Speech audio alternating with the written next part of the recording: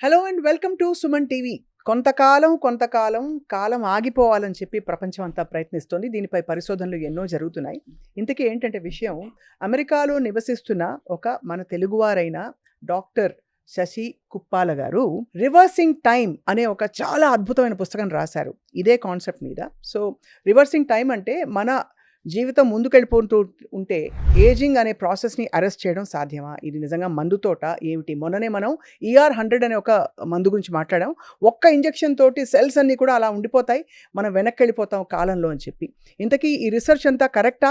Doctor Shashi గారు కనుక్కున్న ఆ సీక్రెట్ ఏమిటో వాళ్ళు తెలుసుకునే ప్రయత్నం చేద్దాం. He is here with us today. Welcome sir. నమస్కారం. నమస్కారం అండి. రివర్సింగ్ టైం పుస్తకం గురించి మాట్లాడే ముందు, ఎన్నేళ్ల క్రితం మీరు అమెరికాకి వెళ్ళారు? మేము 2005లో అమెరికా మూవ్ అయ్యామండి. నేను, నా వైఫ్ ఇద్దరం కాకినాడ రంగరాయ మెడికల్ కాలేజ్ స్టూడెంట్స్‌మి. రైట్. అక్కడ స్టడీస్ అయిపోయిన తర్వాత we went to UK for couple years and then UK నుంచి యూఎస్ మేము 2005లో మూవ్ అయ్యామండి. సో మీరు నియోనేటాలజిస్ట్గా బుజ్జి పిల్లల్ని చూసుకుంటున్నారు. కానీ ఇప్పుడు మన శరీరాలకు ఒక రీబర్త్ లాంటి ప్రాసెస్ కూడా కనుగొన్నారు in the process. Rebirth process నేనే కనుక్కోలేదండి. I went through the journey. అంటే ఈ రివర్సింగ్ టైం అనేది ఆ బుక్ అంతా నేను నా జర్నీ అనమాట. అది లాస్ట్ 2-3 ఇయర్స్ నుంచి నేను ఏం చేశాను, నా ఏజ్ ఎలా ఉండింది, దాన్ని కొంచెం వెనక్కి ఎలా తగ్గించాను, ఆ జర్నీ మీద రాశాను అనమాట ఆ బుక్ అంతా. నా పర్సనల్ ఎక్స్పీరియన్స్ అది. సో సుమన్ టీవీ వ్యూవర్స్కి క్లారిఫై చేయడానికి, ఈ రివర్సల్ అనేది మెజరబుల్ రివర్సలా, మీ ఫీలింగ్ మాత్రమేనా? లేదండి, ఇది మెజరబుల్ రివర్సల్. ఓకే. అంటే చాలా మంది ఇప్పుడు వెల్నెస్ అంటున్నారు, లాంజివిటీ అంటున్నారు. అవన్నీ కూడా కొంచెం యాబ్స్ట్రాక్ట్ కాన్సెప్ట్. అవును. అంటే ఇప్పుడు లాంజివిటీ అంటే వెల్ బీయింగ్ అంటే ఓకే, బాగానే ఉన్నాము. బట్ ఇదేంటంటే ఈ రివర్సింగ్ టైం అనేది మెజరబుల్. ఇప్పుడు మనకి ఏజ్ ఉంది. ఫర్ ఎగ్జాంపుల్ ఎవరన్నా ఇప్పుడు 1976లో పుట్టారనుకోండి, రైట్, వాళ్ళు ఈ సంవత్సరం 50 ఇయర్స్ ఓల్డ్. అవును. దానిలో చేంజ్ లేదు, దానిలో ముందు లేదు, వెనక లేదు. అది మన క్రొనాలజికల్ ఏజ్ అనమాట, మన పుట్టిన సంవత్సరాన్ని బట్టి. అలా కాకుండా బయలాజికల్ ఏజ్ అని ఇంకోటి ఉంటుంది. అదేంటంటే మన బాడీ ఏజ్ అనమాట. అది అంటే లోపల మన బాడీలో మన సెల్స్ ఎలా ఏజ్ అవుతున్నాయి, అది బయలాజికల్ ఏజ్ అనమాట. అది ఎవరికి ప్రతి ఒక్కరికి మారుతుంటుంది. కరెక్ట్. న్యూజిలాండ్లో డ్యూనడిన్ అని ఒక ఊరుంది. అక్కడ 1973లో పుట్టిన ఒక 1000 మందిని తీసుకున్నారు వాళ్ళు. తీసుకొని వాళ్ళకి 38 ఏళ్ల వయసు వచ్చినప్పుడు వాళ్ళందరికీ ల్యాబ్ టెస్ట్లు చేశారు, బ్లడ్ టెస్ట్లు చేశారు. అంటే ఈ బయలాజికల్ ఏజ్ టెస్ట్లు చేస్తే కొంతమంది 10 ఏళ్ళు యంగర్ ఉన్నారు. అంటే వాళ్ళ వయసు బయలాజికల్ ఏజ్, వాళ్ళ బాడీ వయసు ఓన్లీ 28 ఇయర్స్. ఓకే. కొంతమంది ఆల్మోస్ట్ లైక్ 50 దాకా ఉన్నారు. సో అంటే మన ఏజ్ ఒకటైనా సరే మన biological age can be different from person to person. What are the parameters అని అడిగితే, సెల్ మెమరీ చూస్తారా? ఇది ఎలా అంటే చాలా రకాల టెస్టులు ఉన్నాయండి వీటిలో చేసుకోవడానికి. కాదు ఏంటంటే మన మామూలే కదా, ఒక చిన్న పేపర్ ఎక్కడో వస్తుంది, అకాడమిక్ పేపర్, దాన్ని పట్టుకొని కమర్షియల్ కంపెనీలు అన్నీ వచ్చేస్తుంటాయి. సో అన్ఫార్చునేట్గా అట్లాగే దీనిలో రకరకాల టెస్టులు ఉన్నాయి. కానీ అన్నిటికంటే ఇంపార్టెంట్ టెస్ట్ ఏంటంటే మనం DNA మెథలేషన్ అంటారు. అంటే మనం ఏంటంటే వయసు పెరుగుతున్న కొద్దీ మన DNA మీద కొన్ని స్పాట్స్ మీద మెథలేషన్ అనే ప్రాసెస్ జరుగుతుంటుంది. అది మన ఏజ్ని బట్టి మన బయలాజికల్ ఏజ్ని డిటర్మిన్ చేస్తుంది అనమాట. ఓకే. ఇప్పుడు కొన్ని వేరే టెస్ట్లు ఉన్నాయి, టీలోమియర్ లెంగ్త్ అంటారు. అది ఈ మధ్య బాగా ఫేమస్ అయింది. అంటే మన క్రోమోజోమ్స్ పైన చిన్న క్యాప్స్ లా ఉంటాయి అనమాట. సో వాటి లెంగ్త్ని బట్టి మన ఏజ్ మెజర్ చేయొచ్చు. కానీ అది కూడా ఫస్ట్లో బాగా ఫేమస్ అయ్యింది. కానీ అది అంత రిలయబుల్ కాదని ఇప్పుడు వస్తుంది అనమాట. సో చాలా మంది యంగ్గా కనిపిస్తారు. డస్ దట్ గ్యారంటీ వాళ్ళు లోపల బయలాజికల్ ఏజ్ కూడా అంత యంగ్గా ఉందని? బికాస్ పైనుంచి స్కిన్ ట్రీట్మెంట్స్, బోటాక్స్లు, ఫిల్లర్స్ ఇవన్నీ వచ్చేసాయి. అంటే ఈ బోటాక్స్లు తీసుకొని యంగ్గా కనిపిస్తే లోపల దానికి బాడీకి సంబంధం ఉండదు బేసిక్గా. కానీ కొంతమంది నిజంగానే యంగ్గా ఉంటారు, ఏమి తీసుకోకుండానే యంగ్గా ఉంటారు. సో వాళ్ళకి మాత్రం కొంత ఛాన్స్ ఉంటుంది. అంటే face is index of our body mind అంటారు కదా. సో ఆ రకంగా వాళ్ళు జెనెటిక్గానే కొంచెం యంగ్గా ఉండే అవకాశం ఉందన్నమాట. దానికి డెఫినెట్గా రీసెర్చ్ ఉంది దానికి. అలా కాకుండా సింపుల్గా ఏంటంటే ఇప్పుడు మనకి ఇండియాలో అవైలబుల్ ఉందో లేదో నాకు తెలియదు. అమెరికాలో అయితే చిన్న స్పుటమ్ టెస్ట్ అంతే. వాళ్ళు ల్యాబ్కి మనం పే చేస్తే వాళ్ళు చిన్న కార్డ్ పంపిస్తారు. ఆ కార్డ్ మీద మన స్పుటమ్ కొంచెం ఉమ్ము వేసి మళ్ళీ వాళ్ళకి పంపించేస్తే వాళ్ళు దాన్ని బట్టి బయలాజికల్ ఏజ్ టెస్ట్ చేసి పంపిస్తారు మనకి. సో ఇప్పుడు సార్ లాంజివిటీ పెరిగింది, మనం చూస్తున్నాం. 1940s 50s చూస్తే 40-50 సంవత్సరాలు బ్రతికితే గొప్ప అనుకునేవారు. ఇప్పుడు 70-80 సంవత్సరాలు ఈజీగా బ్రతుకుతున్నారు. కానీ ఎక్కడో ఏజింగ్ ప్రాసెస్ అనేది లోపల సెటిల్ అయిపోయి తొందరగా మొత్తం అసలు మన తీరుతెన్నులే మారిపోయాయి అనిపిస్తుంది. దానికి ప్రధాన కారణాలు మీరేం తెలుసుకున్నారు? మెయిన్ కారణం అంటే అండి, మీరు చెప్పింది చాలా కరెక్ట్. 1940s 50sలో నిజంగా మనం చూసుకుంటే ఎన్నో చెప్పొచ్చు. కానీ ఒక సెంటెన్స్లో చెప్పాలంటే మీకు, ఒకప్పుడు శారీరకంగా మనం ఎక్కువ శ్రమ పడేవాళ్ళం, మానసికంగా కామ్గా ఉండేవాళ్ళం. రైట్. పొలంలోకి వెళ్ళి పని చేసుకొని అలసిపోయి సాయంత్రం వచ్చి ఇంటికి వచ్చి పడుకొని నిద్రపోయేవాళ్ళు. ఇన్ని డిస్ట్రాక్షన్స్ లేవు, స్క్రీన్స్ లేవు, పక్క వాళ్ళ ఎక్స్పెక్టేషన్స్ మన మీద లేవు, మన ఓన్ ఎక్స్పెక్టేషన్స్ కూడా తక్కువ. సో శారీరకంగా శ్రమ పడేవాళ్ళు, మానసికంగా ప్రశాంతంగా ఉండేవాళ్ళు. ఇప్పుడు శారీరకంగా ప్రశాంతంగా ఉంటారు, అంటే ఎవరో ఏవి చేయట్లేదు, కంప్యూటర్ ముందు కూర్చుంటున్నారు, పడుకుంటున్నారు, సోఫాలో కూర్చుంటారు, బట్ మానసికంగా మాత్రం ఎప్పుడూ పరిగెత్తనే ఉన్నారు. కారణం ఏంటంటారు? వాంటింగ్ మోర్ అంటే పీర్ ప్రెషరు, సొసైటీ ప్రెషరు, ఒక రకంగా అంటే we go with the society కదా, అలా మారిపోయింది అనమాట. అదే పరిస్థితులు మారిపోయాయి. అది. సో మీరు ఈ ఫార్ములాని ఎలా క్రాక్ చేసుకున్నారు? మీకు వరకు మీరు ఈ పుస్తకం రాసే ముందు ఏ పాయింట్లో మీరు అరే నేను ఎందుకు ఇలా ఉన్నాను అని అనిపించింది మీకు? అది చాలా ఇంపార్టెంట్ పాయింట్ అండి యాక్చువల్గా. ఎందుకంటే నేను ఫస్ట్ నుంచి కూడా ఆ, నిజం చెప్పాలంటే కొంచెం నా మీద నేను బాగానే శ్రద్ధ తీసుకునేవాడిని. అంటే I go to gym, I workout, diet కూడా కొంచెం బాగానే ఇచ్చేసేవాడిని. So when I started reading this thing about biological age, the main reason why I tested myself, అంటే ఎందుకు నాకు నేను టెస్ట్ చేసుకున్నా అంటే I just wanted brag. So చేసుకుంటే అప్పుడు నేను 48, 47 అప్పుడు నా వయసు. నాకు ఇంకా తక్కువ వస్తుంది అనే ఇదనమాట. I was so confident. నేను ఇంకా ఎందుకంటే మీరు ట్రిమ్ గా కనిపిస్తారు, మీకు అన్ని తెలుసు, మీరు డాక్టర్ గారు. అది అది. సో నాకు 47 అంటే ఐఎమ్ షూర్ నేను ఇంకా యంగ్ ఉంటాను నా బాడీలో అని టెస్ట్ చేసుకున్నా. టెస్ట్ రిజల్ట్ వచ్చిన తర్వాత మాత్రం ఐ వాజ్ సో సర్ప్రైజ్. నిజంగా అసలు అది నిజంగా మైండ్ బ్లాక్ అనమాట యాక్చువల్గా. అది నేను నా వయసు కంటే కూడా 4 ఏళ్ళు పెద్ద అని వచ్చింది రిజల్ట్. సో బేసిక్ గా మీ సెల్స్ ఆల్రెడీ ఫాస్ట్ గా వెళ్ళిపోతున్నాయి. ఫాస్ట్గా వెళ్ళిపోతున్నాయి. సో అది that was like my mind opening నిజంగా. ఫస్ట్ అసలు నేను నమ్మలేదు. అది ఇది కాదు, ఇది నాది కాదు, ఇది ఏదో హంబక్ టెస్ట్ ఈ టైప్ అనుకున్నాను నేను. తర్వాత కొన్నాళ్ళు నెమ్మది కొంచెం స్థిమితపడి ఆలోచించిన తర్వాత ఎందుకు ఇలా అవుతుంది, మరి నాకు నేను ఇంత చేసుకుంటా కదా, ఐ డూ బిలీవ్ దట్, అంటే నేను బాగానే చదువుతాను, మొత్తం రీసెర్చ్ అంతా చూసుకుంటాను, నాకు నేనే బాగానే కేర్ తీసుకుంటాను, అయినా సరే నాకు ఎందుకు ఇలా వచ్చింది అని చూసుకుంటే అప్పుడు నాలో ఉన్న లోటుపాట్లు అప్పుడు తెలిసినవాడు. ఓకే ఇది కాదు, ఇది ఇంకా ఎక్కువ చేస్తున్నాం, లేదా ఇది ఇంకా తక్కువ చేస్తున్నాం, అలా అలా మొదలయ్యి అలా రీసెర్చ్ మొదలైంది. మొదలయ్యి నేను చెప్పినట్టు బుక్లో చెప్పినట్టు 4 పిల్లర్స్ ఆఫ్ లాంజివిటీ అని చెప్పి physical exercise, mental calmness, nutrition and supplements, అలా ఈ 4 మీద నెమ్మదిగా బిల్డ్ చేసుకుంటూ వచ్చాను. సూపర్. వచ్చి ఫస్ట్ ఏంటంటే నేను బుక్లో రాసినట్టు అన్నీ ఒకసారి చేయకూడదు మనం. అన్నీ ఒకసారి చేసి ఏది వర్కౌట్ అవుతుంది మనకు తెలియదు అసలు బేసిక్గా. అందుకని నెమ్మది కొన్ని నేను జిమ్కి వెళ్ళినా సరే ఒకప్పుడు చేసిన దానికి ఇప్పుడు చేసిన దానికి కొంచెం డిఫరెన్స్ బేసిక్గా. అంతకుముందు ఓన్లీ కొంచెం కార్డియో అన్నట్టు చేసేవాడిని, తర్వాత ఇప్పుడు స్ట్రెంగ్త్ వర్కౌట్ ఇంపార్టెంట్ అని చెప్పి తెలుస్తుంది. సో అలా కొంచెం చిన్న చిన్న మార్పులు చేసుకున్నాను. దానివల్ల విత్ ఇన్ 1 year నా ఏజ్ 4 ఏళ్ళు వెనక్కి వెళ్ళాను. తర్వాత మళ్ళీ ఇంకొన్ని ఇంప్లిమెంట్ చేసి మళ్ళీ నెక్స్ట్ టెస్ట్ చేసుకున్నాను. టెస్ట్ చేసుకుంటే ఆ ఏజ్ అలా స్టాటిక్గా ఉండిపోయింది అనమాట. సో ఈవెన్ దో నేను ఓల్డ్ అయినా సరే, మామూలు ఏజ్ ప్రకారం ఓల్డ్ అయినా సరే, నా బయలాజికల్ ఏజ్ మాత్రం స్టాటిక్గా ఉండిపోయింది.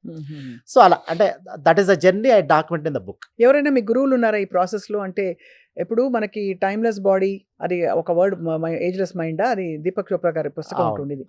సో ఆయన కొన్ని ఫండమెంటల్స్ చెప్పేవారు. ఆయనంతా స్పిరిచువల్ ప్రాసెస్ మెయిన్లీ. సో మీకు అలాగే ఎవరైనా గురువులు కానీ, ఆర్ మీకు మీరే గురువా? లేదండి, అంటే నేను డేవిడ్ సింక్లేర్ అని హార్వర్డ్లో ఒకప్పుడు ఈ బయలాజికల్ ఏజ్ మీద పెద్ద రీసెర్చరు, నా ఇప్పుడు ఆయన హార్వర్డ్లో లేరు, వెరీ ఇన్ఫ్లుయెన్షియల్ బేసిక్గా. అప్పుడు బుక్ ఒకటి ఉంటుంది ఆయనది, డేవిడ్ సింగ్. ఆ బుక్లో NAD అని చెప్పి ఒక మాలిక్యూల్ ఉంటుంది, అది తీసుకోవడం మొదలుపెట్టాను.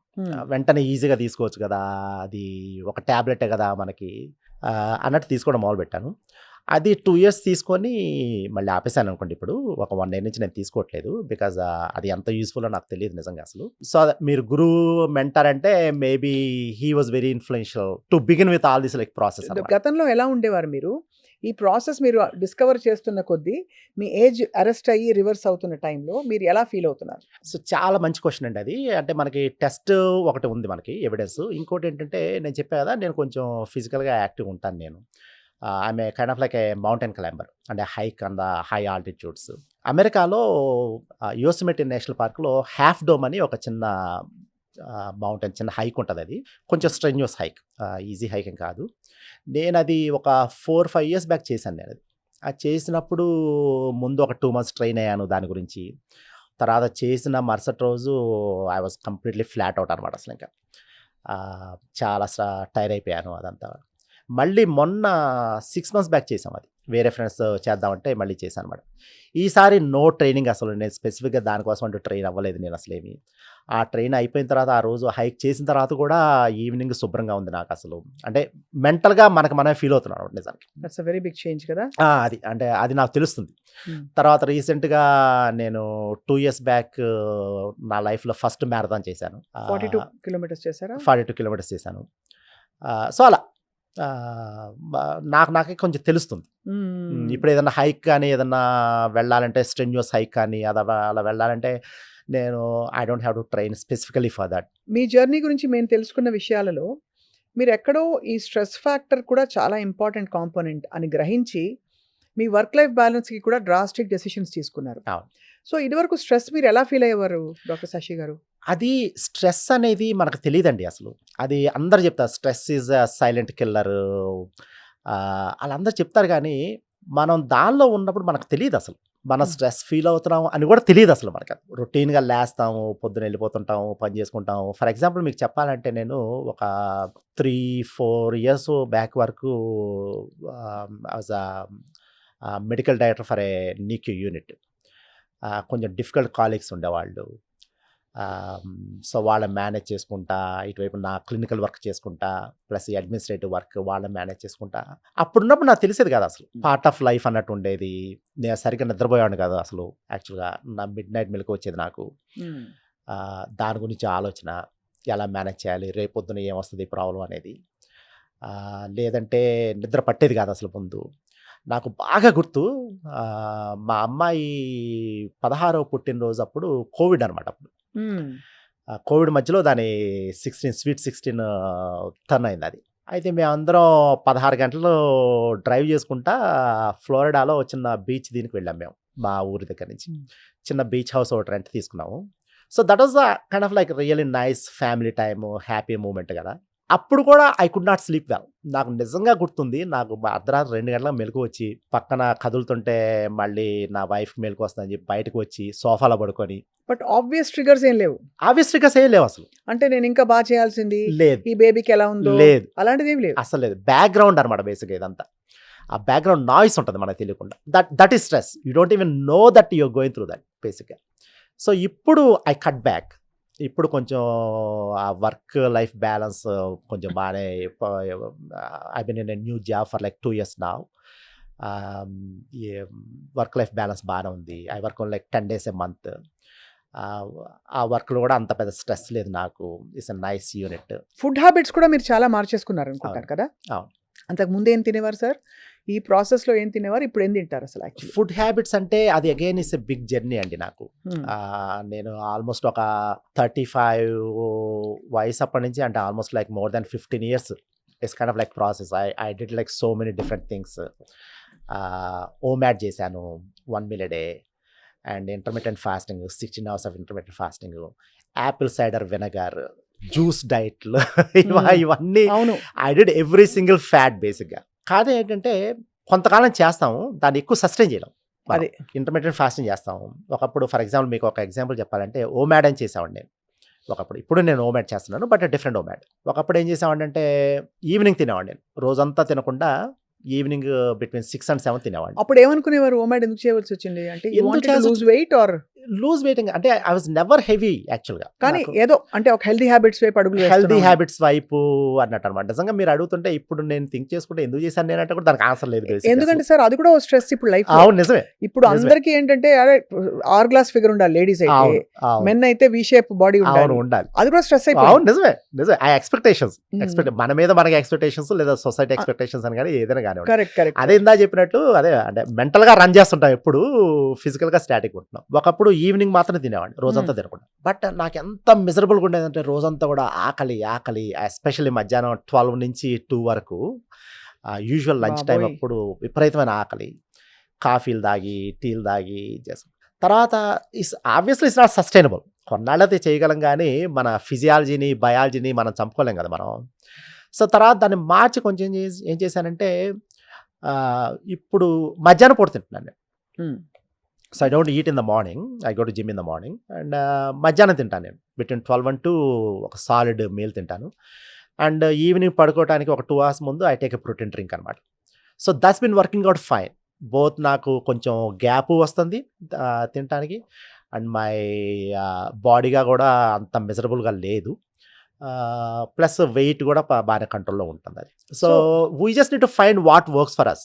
సార్ ఇప్పుడు లాంజివిటీలో ప్లస్ యాంటీ ఏజింగ్లో ఏంటి సార్ ప్రపంచవ్యాప్తంగా జరుగుతున్న రిసర్చ్ ఏం చెప్తోంది? ఇప్పుడు మనకి పెప్టైడ్స్ వచ్చేసాయి చాలా రకాలు.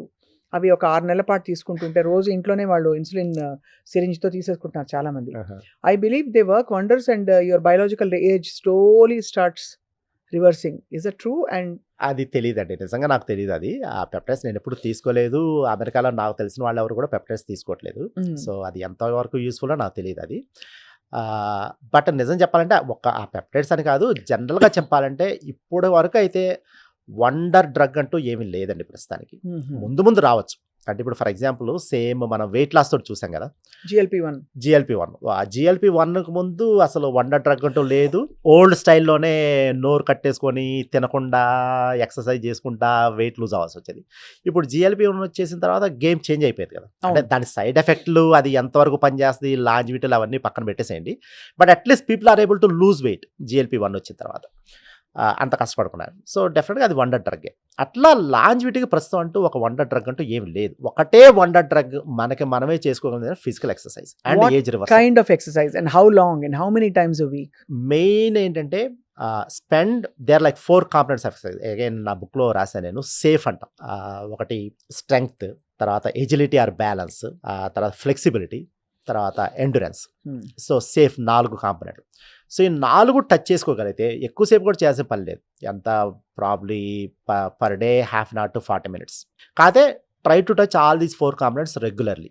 మన వాళ్ళు ఏంటంటే ఎక్కువ మంది ట్రెడ్మిల్ మీద పరిగెత్తారు లేదా వెయిట్స్ చేసుకుంటారు. అంటే your concentrating on the endurance part, treadmill running అంటే, తర్వాత స్ట్రెంగ్త్ పార్ట్. అలా కాకుండా ఈ flexibility and balance or very very important. దాన్ని మనం అసలు పట్టించుకోవాల్సిన లేదు దానికి. సో ఇప్పుడు చాలామందికి ఇప్పుడు 60s 70s వచ్చిన తర్వాత number 1 reason why people die అంటే ఆర్ ఎక్స్పెక్టెడ్ ద డెత్ అంటే ఫాల్ అనేది మనకు తెలియదు అసలు. బాగానే నడుస్తుంటారు కానీ చిన్న ట్రిప్ అయ్యి పడిపోతే ఫ్రాక్చర్ అవుతుంది. ఏ హిప్ ఫ్రాక్చర్ అవుతుంది లేదా లెగ్ ఫ్రాక్చర్ అవుతుంది. బెడ్ మీద ఉంటారు, ఒకసారి బెడ్ మీద వెళ్ళారంటే ఇంకా అక్కడి నుంచి డౌన్ హిల్ అయిపోతుంది. బెడ్ సోర్స్ మొదలుకొని బాబోయ్ గ్రాండ్ పేరెంట్స్ అందరినీ చూస్తుంటాం సార్ ఇళ్లలో. అవును. సో వాటిని ప్రివెంట్ చేసేది ఈ మధ్యలో alignment and balance and flexibility అనమాట. ఇన్ జనరల్ మాట్లాడితే లాంజివిటీ గురించి world wide I think Japanese food habits కానీ వాళ్ళ లైఫ్ స్టైల్ కానీ చాలా గొప్పగా కొనియాడతారు. సో మీరేమన్నా ప్రత్యేకంగా చూసారా కొన్ని రేసెస్లో, కొంతమందిలో, కొన్ని కంట్రీస్లో? జాపనీస్ అనే వాళ్ళు అదేంటంటే దే సెట్ అన్ ఎగ్జాంపుల్ అండి. ఆబ్వియస్గా లాంజివిటీలో అందరూ వాళ్ళ ఫుడ్ అని కానీ, అంటే వాళ్ళ సీ ఫుడ్ ఎక్కువ తింటారు, ఫిష్ ఎక్కువ తింటారు, that is the main reason అని అంటారు. కానీ అన్నిటికంటే కూడా వాళ్ళల్లో most important thing is ikigai అంటారు వాళ్ళ లాంగ్వేజ్. Purposeful life. వాళ్ళు ఏంటంటే they are very organised as a community. ఒకప్పుడు మనకు అలాగే ఉండేది. ఇప్పుడు అన్ఫార్చునేట్గా కొంచెం ఫాస్ట్ పేస్డ్ వచ్చి తగ్గిపోయింది. ఒకప్పుడు పక్కింటి వాళ్ళ బిజినెస్ మన బిజినెస్ పక్కింటి వాళ్ళ బిజినెస్, అంత ఎక్కువ కమ్యూనిటీ ఇది ఉండేది. అది వాళ్ళకి మెయిన్గా. So very close netted community. They do activities together. And ప్రతి ఒక్కళ్ళు కూడా పొద్దున్న లేచిన తర్వాత పొద్దున్న లేచి నేను లేకపోతే నా గార్డెన్ ఉండదు, నేను ఆ గార్డెన్ చూసుకోవాలి, ఆ కోరిక కానీ ఆ పర్పస్ ఉంటుంది అనమాట. That is the main driver for everything వాళ్ళకి. మిగిలిన రైసెస్ చాలా వరకు ఫుడ్ అని చూశారు, అన్ని రకాలుగా ఇవాల్యుయేట్ చేశారు. They are like so many different types of foods and all those things. ఆబ్వియస్గా food plays a big role, but that is not the main reason for longevity. Longevity ఉండాలంటే మనకి పొద్దున్న లేస్తే మనం ఏం చేయాలి, మనం చేయకపోతే ఇది జరగదు అనే ఆ బైండింగ్ పర్పస్ ఉండాలన్నమాట. అనేక రకాల రీసెర్చ్లో వైట్ షుగర్ కట్ చేసేయండి, ఆల్ వైట్స్ కట్ చేసేయండి, మీరు అన్నట్టుగా కొన్ని యాపిల్ సైడర్ వినిగరు, డీటాక్స్ టీలు, మొరింగా, సూపర్ ఫుడ్స్, ఇంకా 100 రకాలు వచ్చాయి sir. Protein diets, no carb diet, ఇలా రకరకాల్లో. Did you incorporate any of these or did you find them to be like scientifically absolute? డెఫినెట్గా అండి. కొన్ని రకాల ఫుడ్స్ అంటే మెయిన్ ఏంటంటే మనకి బాడీలో 2 రకాల హార్మోన్స్ ఉన్నాయి, 2 హార్మోన్స్. అవి those are kind of like a double edged sword అనమాట. వాటిని అవి సరిగ్గా ఉన్నంత వరకు అవి చేసినంత మేలు ఇంకేవి చేయవు. అవి బ్యాలెన్స్ తప్పితే మాత్రం రైట్. అవి చేసేంత చెడు ఇంకేవి చేయవు. ఆ 2 హార్మోన్స్, ఒకటి ఇన్సులిన్, ఇంకోటి కార్టిసాల్.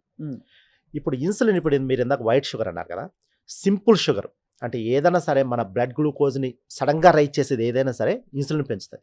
గ్లైసెమిక్ ఇండెక్స్ అది చాలా బ్యాడ్ బేస్గా. ఆ fast rising shooting up of the sugar in the blood is very very dangerous for anybody.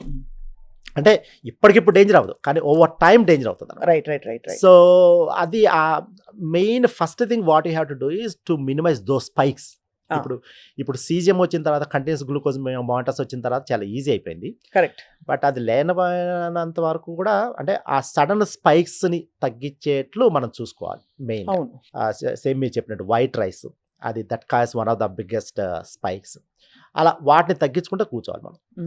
ఎంతవరకు దాన్ని ఇన్సులిన్ కంట్రోల్లో పెట్టుకుంటే మనం చేసే డైటరీ హ్యాబిట్స్ అన్నీ కూడా we need to make sure that there is no big spike of sugar and big spike of insulin. ఇందులో weight management ఎంత ఇంపార్టెంట్ కాంపోనెంట్ అండి in reversing your time? Weight management అనేది అన్ఫార్చునేట్గా every country, every culture gets one thing wrong. Unfortunate మనందరం weight మీద concentrate చేస్తాం. Weight మీద concentrate చేస్తాం, ఫ్యాట్ మీద కాన్సన్ట్రేట్ చేయాలి. యాక్చువల్గా మజిల్ పోతుంది. అది ఇప్పుడు మనం GLP-1 తీసుకుంటున్నారు, GLP-1 తీసుకుంటే వెయిట్ లాస్ వస్తుంది, but you're losing the vital muscle. ఆ మజిల్ అనేది దానికి మించిన వైటల్ ఆర్గన్ ఇంకోటి లేదు బాడీ లాస్లో. సో ఆ మజిల్ లాస్ ఉంటే మీ వెయిట్ లాస్ ఇదంతా కూడా వేస్ట్ అయిపోతుంది అల్టిమేట్గా. సో అందుకే ఫ్యాట్ లాస్ చూసుకోవాలి మనం బేసిక్గా. Weight is very important when it is the right kind of weight. When you have more muscle in the body, when you have less fat in the body, that's very good weight. ఎంత percentage ఉండాలి sir as a doctor as well as somebody? ఈ reversing time అనే పుస్తకం రాసిన ఒక రచయితగా ఎంత percentage మన వెయిట్లో ఫ్యాట్ ఉంటే ఓకే? 12 to 15% అండి. అంత మించి తగ్గటం కూడా చాలా కష్టం. సగం మంది పారిపోతారు చూసేవాళ్ళు సార్. 15% డోబుల్. అక్కడ నుంచి తగ్గటం మాత్రం చాలా కష్టం అయిపోతుంది. 15 నుంచి తగ్గటం ఇప్పుడు మామూలుగా చూసుకుంటే మనకి 23, 25, 30% అలా ఉంటుంది. అది ఆబ్వియస్గా excessive fat. If you can get it down to like 15%, that is doable కూడా. అది పెద్ద అంటే చిన్నవి అడ్జస్ట్మెంట్లు చేసుకుంటే దానికి వచ్చేస్తుంది. కొంచెం రోజు స్ట్రెంగ్త్ వర్కౌట్, తర్వాత ఈ సింపుల్ షుగర్స్ తగ్గించడం, అవి తీసుకుంటే 15% వరకు చేసేయచ్చు. 15 to 80% వచ్చేస్తుంది. అంత మించి తగ్గడం మాత్రం చాలా కష్టం అయిపోతుంది. మార్బిడ్ ఒబేసిటీతో లేకపోతే హెల్త్ ఇష్యూస్తో స్ట్రగుల్ అవుతున్న వాళ్ళు మీ పుస్తకం చదివి if they want to begin, how do they begin? ఎక్కడో అక్కడ they need a GLP push, ఇంకోళ్ళకి ఇంకేదో పుష్ అవసరం ఉండొచ్చు. డ్రాస్టిక్గా ఏమైనా చేసినా బాడీ తట్టుకోవాలి కూడా కదా. ఒక చాలా ఇంబ్యాలెన్స్లో ఉన్న బండి. ఇప్పుడు చాలా మంది వెయిట్ అన్నారు కదా, ఓవర్ వెయిట్ కానీ అది అన్నారు కదా, దానికి 2 కాంపోనెంట్స్ అండి. ఒకటి మన అపీరెన్స్. ఓకే, కొంతమంది మీరు ఇందా చెప్పినట్టు అవర్ గ్లాస్ అపీరెన్స్ కోసం ట్రై చేస్తుంటారు. సో చాలా మంది దానికోసం వెయిట్ లాస్ అవుదాం ట్రై చేస్తుంటారు. దానికంటే bigger factor, don't lose weight for that purpose. ఎందుకంటే if you're going after like సొసైటీని సాటిస్ఫై చేయాలనుకుంటే మీరు ఎప్పటికీ సొసైటీని సాటిస్ఫై చేయలేరు మీరు అసలు. దానికంటే కూడా హెల్త్ ప్రాబ్లమ్స్ రాకుండా చూసుకోండి. చాలామందికి ఓవర్ వెయిట్ ఉంటే మోకాళ్ళ నొప్పులు వస్తుంటాయి, లేదా హార్ట్ ప్రాబ్లమ్స్ వస్తుంటాయి, హైపర్ టెన్షన్ వస్తుంటుంది, డయాబెటీస్ వస్తుంటుంది. అవి రాకుండా చూసుకోండి. దానికోసం వెయిట్ లూజ్ అవ్వండి. రైట్. సొసైటీ కోసం కంటే కూడా ఇట్లా వెయిట్ లూజ్ అవ్వాలన్న జర్నీ మొదలుపెట్టినప్పుడు ఆబ్వియస్గా ఇప్పుడు GLP-1 ఉంది, use them as a kick start. దాని మీదే డిపెండ్ అవ్వండి. ఎందుకంటే కొన్నాళ్ళు అయిన తర్వాత అసలు పని చేయవాలి. అంతే కదా. టైం పెట్టుకోండి, ఒక 2 months అనో 3 months అనో టైం పెట్టుకోండి. But at the same time try to in that 3 months try to change your lifestyle habits. ఏ సప్లిమెంట్స్ మీ దృష్టిలో తప్పనిసరిగా మనం టైం టు టైం మెజర్ చేసుకుంటూ ఉండాలంటారు?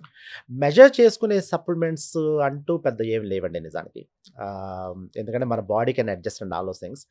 ఇప్పుడు D3 కనుక చూసుకుంటే అసలు నాకు ఎప్పుడు ఒక క్వశ్చన్ ఏంటంటే, ఎవరికన్నా నార్మల్ విటమిన్ D లెవెల్ ఉంటుందా అనేది క్వశ్చన్. ఎందుకంటే ఎవరు టెస్ట్ చేసుకున్నా సరే వాళ్ళకి లోనే ఉంటుంది. చాలా మందికి చాలా లో సార్, చాలా లో ఉంటుంది. అసలు ఎవరికి కూడా అసలు ఇంతమందికి ఇంత లో ఉన్నప్పుడు అసలు నార్మల్ లెవెల్ అని ఎవరు చెప్పారు? అసలు అందరికీ తక్కువ ఉంటే అసలు నార్మల్ ఎవరిది అది అసలు? అవునవునవును.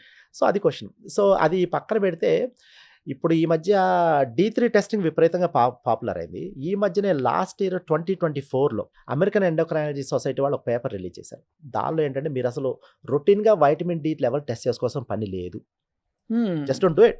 కాకపోతే సప్లిమెంట్ తీసుకోండి. Everybody need supplement. 600 units 800 units supplement తీసుకోండి, అంతేగాని టెస్ట్ చేసుకోవాల్సిన పని లేదు. సో మీరు చెప్పే సప్లిమెంట్స్ ఏంటి? మీ ప్రాసెస్ ఆఫ్ దట్ 4 pillars లో మీరు చెప్పింది డైట్, ఎక్సర్సైజ్, సప్లిమెంట్స్. అవును. Diet, exercise, nutrition, supplements. అదే. Mental equilibrium sir. Mental equilibrium, diet is anyway nutrition. So but మీరు supplements, what are the supplements you are talking about that we need? నేను డెఫినెట్గా అందరూ తీసుకోవాల్సిన 2-3 సప్లిమెంట్స్ ఉంటాయండి. ఎందుకంటే అవి డైట్లోంచి రావు. బేసిక్గా వైటమిన్ డి డెఫినెట్గా కావాలి మనందరికీ కూడా. ఎందుకంటే సన్లైట్ ఎక్స్పోజర్ కానీ వీటన్నిటి వల్ల లేదు మనకు అసలు. And vitamin D is very valuable component in the body. రెండోది ఏంటంటే చాలామంది నెగ్లెక్ట్ చేస్తారు, చాలామంది తెలియని కూడా తెలియదు, అది క్రియాటిన్.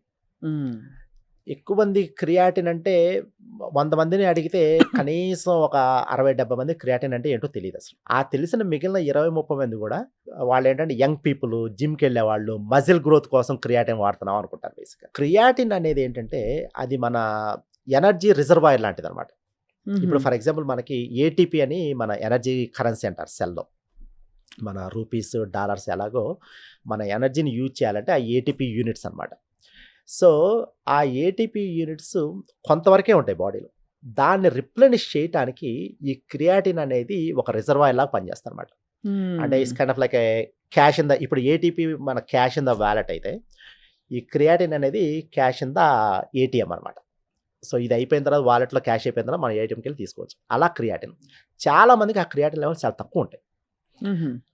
ఎస్పెషల్లీ వెజిటేరియన్స్కి, వీగన్స్కి ఆ క్రియాటిన్ చాలా చాలా తక్కువ ఉంటుంది. So that is one supplement you take. Creatine not only for muscle building, అది అనదర్ బిగ్గెస్ట్ మిస్కన్సెప్షన్.